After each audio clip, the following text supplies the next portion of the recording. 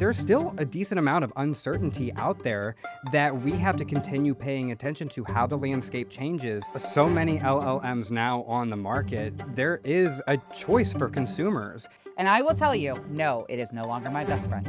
I have a new best friend, and ChatGPT is now my backup best friend. Now my behaviors change. It's pretty amazing how quickly our habits change. The consumer behavior has shifted dramatically. Everything's controlled by AI now. There's a compounding effect when you're using these practices. If you haven't started yet, the possibilities are endless right now.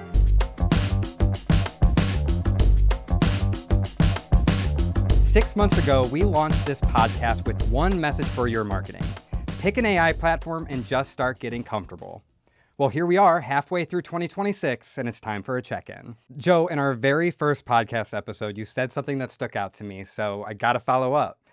You said chat was your best friend. So all these months later, has anything changed? It's definitely changed. You know what's funny is after that first episode, I actually had multiple people when we were at the AmeriLife kickoff event come up and they're like, is ChatGPT really your best friend? And they were making fun of me for it. And I will tell you, no, it is no longer my best friend. I have a new best friend. His name is Claude.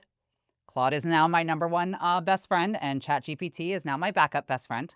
But no, I definitely use Claude more than any of them now. I'm very impressed with the updates. I do see ChatGPT making its advancements as it has over the last couple of months. Could it come back into play? Maybe, but now my behavior's changed, and now that's the first app I go to the point where I purchase the $100 a month version of it because that's how much I use it. And with so many LLMs now on the market, there is a choice for consumers. I think when we did launch this podcast, it was really ChatGPT dominated the market, and especially for just casual data average users. Now we have Claude that has really gone mainstream. Gemini is a very, very popular LLM. You have Grok, you have Perplexity. It feels like we have all of these options now where just 6 months ago, the landscape seemed so much smaller. So we talk a lot about how consumer behavior has changed over time. What have you seen in these last 6 months when it comes to consumer behavior? So I still think I still think ChatGPT is the number one out there. It's the most downloaded app. It is the one that most people get started on. And then I think as you find different ways to utilize AI, that's when you start to see people move into different platforms, depending on what it is that they're looking for. The consumer behavior has shifted dramatically. So we were just joking prior to this recording about Google, and even our experiences with Google and going to Google and putting in a search, we go straight to the AI overview of Google. The thought for many of us to have to scroll down and actually click on those links and have to go look at it ourselves seems ridiculous now. It's pretty amazing how quickly our habits changed. And you're starting to see that continue with the different generations. So the 18 to 25 years old, they have dominated the AI market. And now you're seeing, as you know, for every month that passes, you're seeing more and more people utilize it on a monthly basis. And you're seeing that reliance on it really pick up. And Google's one of those examples of you're using AI even if that's not your intention. And Google really has just turned into AI mode. As you mentioned, the traditional search really isn't relevant anymore. That also applies, though, across other tools and platforms that we often mention. Amazon is a good one where AI is baked right in. Netflix is another one. Are there any? I mean, even our social media algorithms, everything's controlled by AI now. So it's no longer about who are you friends and family with, who is it that you're connected with. All of that's out the window. Yeah. It's more about what is it that this person's interested in, and now the social media platforms are serving up more content like that, because you have to keep in mind, for social media, the whole goal is to keep you there longer. Yeah. So if they think that you're interested in something, you're going to keep getting content like that. So I think you're seeing it really start to affect multiple channels, if not all of them. And it's not going to slow down. We're going to keep going, and you're going to keep seeing more advancements, especially as you're seeing recently ChatGPT started allowing ads in financial sectors. And you start hearing more about that. As those type of things continue, it's just going to keep growing. It's not going to slow down. And more tools are going to keep coming to light. A little fun fact that at the end of last year, there was a study done, and there was an increase of 266% traffic to financial services websites. So people are going to AI to learn about the health and wealth industries. So this is a perfect opportunity. The best time to start was in January, but the second best time to start is now. So for our audience just getting started today, Your advice back in January, Joe, was to have AI audit your website as a first step. Has your advice changed at all? I think I would add to it. So Okay. I think it's still very relevant to ask AI to audit your website because it's going to catch just things that you could have missed. It's going to check it for SEO.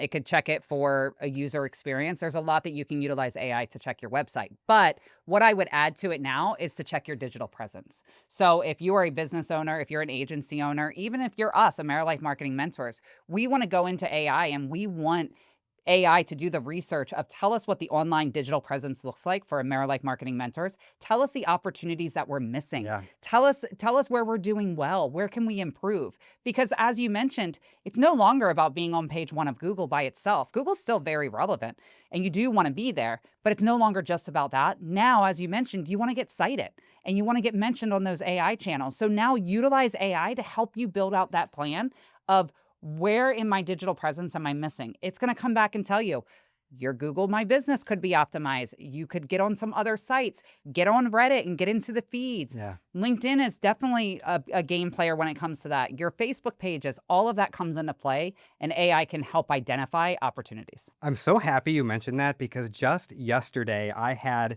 we launched the AmeriLife Marketing Mentors website in late 2025. And so, for all intents and purposes, it's still being built and we're still progressing and making that website better and better every day. So yesterday I had AI crawl our website and it seems so simple, but our SEO tags could have been improved. And so that was just one example of a way that we can continue optimizing our website with the help of AI. There's a compounding effect when you're using these practices. And I go back to the advice we were giving 6 months ago.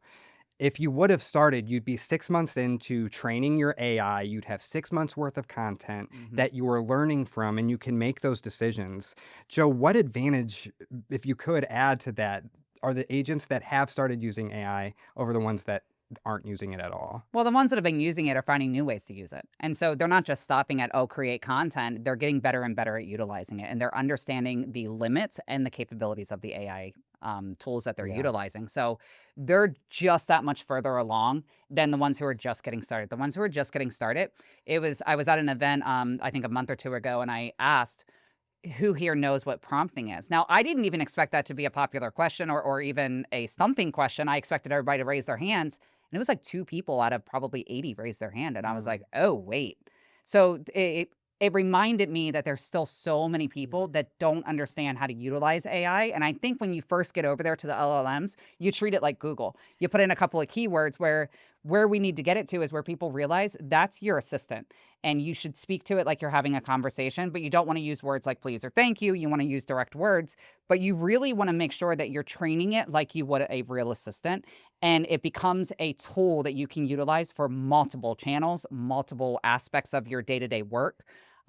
There's even days where I have so much on my calendar, I have so much that I feel I need to get done that it just helps me get it organized and it helps me break it down to where it feels more digestible for me and you don't get that overwhelming feeling. So that's what I would say the biggest advantage is those who have already begun using it are continuing to find ways to utilize it more and more. Those who are just getting started, you're starting from scratch Yeah. and you're trying to figure it out. But that's why we're here is to try to help escalate, move that along and accelerate that learning process. Yeah, we're always happy to help you get comfortable with AI. As we're talking about learning about AI, we too are learning every single day. AI, started at the same time for us as it did you. And so we're continuing to understand best practices and ways that you can optimize for AI search. And there's still a decent amount of uncertainty out there that we have to continue paying attention to how the landscape changes. And there are more and more tools coming up every day. Bing and Google are starting to roll out analytics tools that you can start to measure how you're showing up in those AI searches. But that's just something that we should mention. We are still students of AI every single day as well. Absolutely. Joe, AEP comes around every year and it feels like it's right on the horizon. So, what would you say to a busy agent who wants to utilize AI for efficiency in those busy time periods? Where would you direct them? Well, I think when you're heading into AEP and, just when you're utilizing AI, keep compliance in mind. AI is not going to be able to replace compliance. And so when you're looking at ways to utilize AI in a busy time frame, use it to help with inspiration, ideas, and even ask it how you can set up a marketing strategy that will get you to AEP or through AEP. Great idea. You don't have to you don't have to create everything yourself. And I think that's where people underestimate the capabilities of AI. If you have a conversation with it and you say, "Hey, I'm heading into AEP from October to December. I am going to be busy and I'm not going to have time for marketing. It is now June, July, summertime, and I am looking to prepare myself for this. Can Yeah. you help me build out a marketing plan that will get me there?" That's a great way to utilize it. Then as you get going and you keep using it to build out those pieces. The only thing I always say is just make sure you put your human and Yeah. your own personal touch onto it. Don't just copy and paste that out. Take those pieces that it gives you and change it to where it actually sounds like you and to where you're confident that if you put that out, one, you're providing value, and two, it's something that you believe people are going to use. And if you start today, by the time AEP does roll around, then you're going to be that much more comfortable using it. And so now have an assistant to help get you through that busy time period. So again, now is the time to start if you haven't yet. But a reminder, don't put your client's personal information in there. So I have to always say that because Mm, you hear those stories about agents who are utilizing AI and they're taking information and they're putting it in there. It's a public data. yeah. You do not want to put any type of private information or personal information in there. So just keep that in mind as you're utilizing it. Utilize it for your marketing. Utilize it to help you get organized, but don't utilize it with your client's information. I'm so happy you brought that up. Use placeholders if you ever need to, but I'm glad that you Yep. brought that up. That's a huge, important point. And that might be an answer to my next question, but I still will ask, is there anything that you think agents and advisors should not be doing with AI as we've continued to learn throughout the year? We mentioned not putting client info into your AI. Is there anything else, any pitfalls they should be watching out for? Well, I'll add a layer in there. So AI can't do your compliance for you. It's not, and it's going to tell you, I am not a compliance officer. I do not understand all the rules. It will say, you can't depend on me for that. But what you can do is you can go to CMS and you can go to Medicare.gov and you can pull out documents and put it into AI to reference. Those are all public Hmm. documents. So as you're creating your plan, as you're creating your marketing materials, you can ask your AI to reference the rules around marketing Medicare. And that way, at least you have some sort of layer before you actually send it to the person who's doing compliance for you. So it can do a quick check for you. It'll probably point out a few things like, hey, this sounds salesy, not educational. Might want to adjust that. And then that way, you're just that much further ahead if you're submitting your marketing to compliance for approval. Everything that AI generates gets human fact check Yes. and compliance especially. Let's pivot a little bit away from AI and talk about trends in marketing through the rest of the year. AI will probably still be involved, but is there anything that has changed from the beginning of the year that you would encourage our audience to do, or is there anything that we should encourage them to keep doing? I can't recall if we talked about this in January. I don't think we did, but I think the social media algorithm is critical. Okay. We've talked about it a couple of times, but I think it is really important for everyone to understand that the gameplay is now level for everybody. Whether you have 2,000 followers or you have 2 followers, it doesn't even matter anymore. Yeah. The fact is if you are on social media and you're creating good content, it will get shared if it's good content. So it really did level out the playing field for those people who have thousands and thousands of followers. If you have 200, you can still reach as many people if it's good. That is really critical for people to understand because now it's the new start line for everybody. Hmm. And now it is just about creating good and authentic content. And I think that's really key. It's not just about sharing, it's about being you, being authentic, and showing and bringing your personality to your post and to social media. Authenticity is such an important word here. When we're talking about trends, being authentic has the through line through all of it, especially with the rise of AI generated content. People want you, that human element, that human touch, more than ever, especially in the health and wealth industries. The only other thing I'll throw out there is what's one thing that we're watching, and it continues to over the last 20 years. It's continued to diminish is the patience and the response level of consumers. Mm, And so the turnaround time that you reach out and you respond to somebody, 20 years ago they might have waited a day or two or three or four if to return a postcard. They might have waited for you to call them back. Now, if you're in sales and somebody says, "Hey, I'm looking for information," be ready, Yeah. because that time that that consumer is going to wait for information isn't long before they move on and they're going on to the next person, because our patience level is just not what it used to be. So I think that's really important for everybody to keep in mind when you're thinking about marketing, especially if you're doing any type of lead generation. That speed to lead is critical, Yeah. and it's getting shorter and shorter with every year that passes. That's such a great point. Also, I'll add to that. The importance of social media has grown because search has become more and more difficult. As you mentioned, nobody's clicking through link after link after link to do their research anymore. AI overview will be provided, and oftentimes that's exactly what people will go with, and they'll be satisfied with their search. My point is that if you are active on social media, you're at least giving yourself another opportunity for potential leads to find you, and you can become the source that they go to. Another thing I'd like to add, Joe, we know that short form video is an underutilized marketing tactic for our audience, but also at large. And so I would just urge anybody out there listening, short form video is just as important today as it was back in January, as it was a year from now or a year ago. So, Joe, when it comes to short form video, what advice do you have? Because that's the biggest opportunity I think out there for our audience. It seems like the sweet spot right now is those 1-minute videos. It's just being consistent. It's just posting them and it's just creating them and getting them going. Mhm. So just if you haven't started yet, even once a week in the beginning of just creating a 1-minute video, answering a frequently asked question or something as simple as that, getting out there and getting those shorts running, it's going to be helpful. And we know after a survey that we did that that is how people like to learn. They like to learn with those short form videos. The only other thing I'm going to add, as we just mentioned on the Google, with the old way of searching, I guess we'll call it, where you go down and do the links. It's important that to know that we have agents that sell across all generations. So we have people who are selling life insurance to, new parents in their 20s, all the way through to people who sell Medicare, the 65 plus. So the younger generations are moving more and more towards AI, and that's where you're seeing Google be a little bit less relevant. Mhm. It's important to note that that 50 plus and that especially that 65 plus is still utilizing Google in the old traditional way. So I don't want anybody to take away and say, "Oh, well, Google's completely gone." It's still relevant. It still is 80% of the traffic share, and it's SEO still very much alive.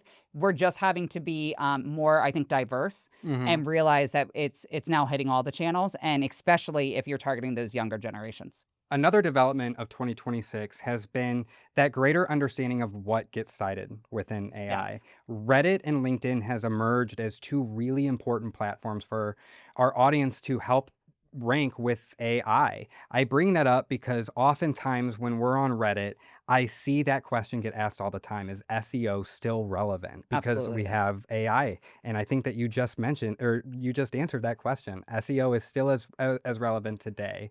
So I'm glad that you made that point. And I think it's important to note too, I can't remember where I read it, but it was talking about the crossover of content between Google and the LLMs. And I know one study that came out said in all the searches that they did, there was only 11% crossover in content. So what that's Mm. saying is Google is utilizing its indexed and traditional SEO methods as it's providing ranking.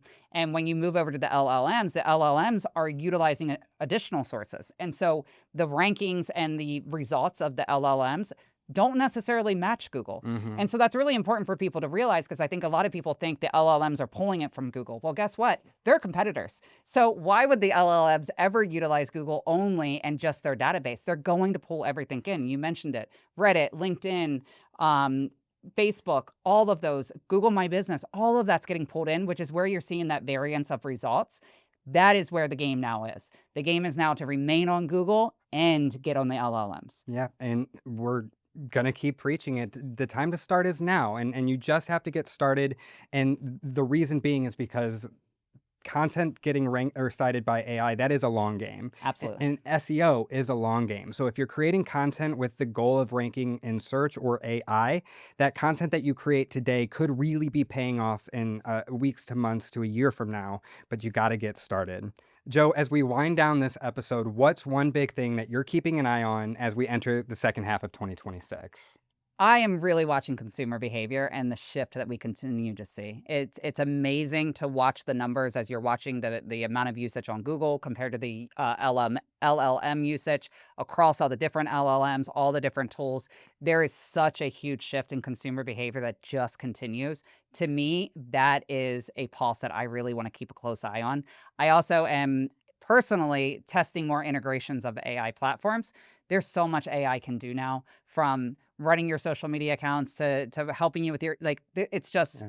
the possibilities are endless right now, and it's really interesting to be able to test and see how much we can push those limits. And speaking of testing, what I think I'm most excited about and keeping my eye on is that visibility into what works with AI. We're just now starting to get to see behind the curtain Mhm. of what works and what gets you cited. We're gonna learn more and more as time goes on. We're gonna develop our own research, data, and Absolutely. analytics. And I'm excited for that knowledge. And there's a lot to be excited for in the marketing world as 2026 continues. Of course, the AmeriLife Marketing Mentors are with you every step of the way. If you ever need help putting a strategy together that makes sense for you, please reach out. You can go to the AmeriLifeMarketingMentors.com or find us on social media.